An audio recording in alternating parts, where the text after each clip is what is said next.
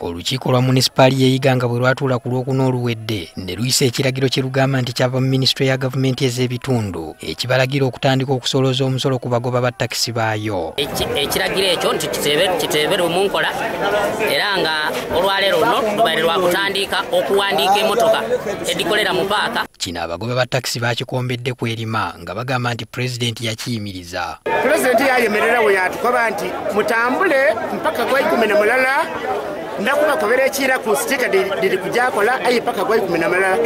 Abakulembeze okuva mu munisipaali bino byabayise ku mutwe. Olumala okudigandiika emmotoka edo dibenga tetusuubira nti tujjo okutandika okusolozaako emisolo omwezi oguli kwida.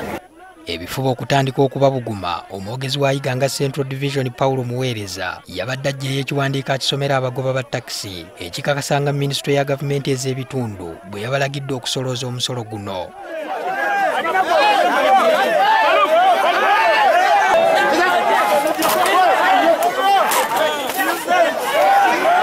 Bwe bamaze okumuwumiza balumbye abakulembeze ba munisipaali abalala wabula nga nabo beerwanyeeko.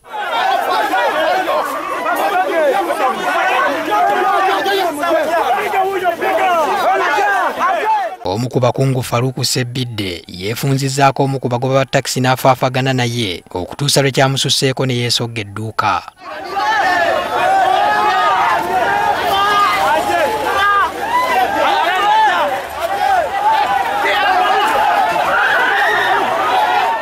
Newankubadde ezziga ly'ekisajja liva wala, abamu ensambaggere n'empiza abayitiriddeko ne batuuka n'okulitonnyeza.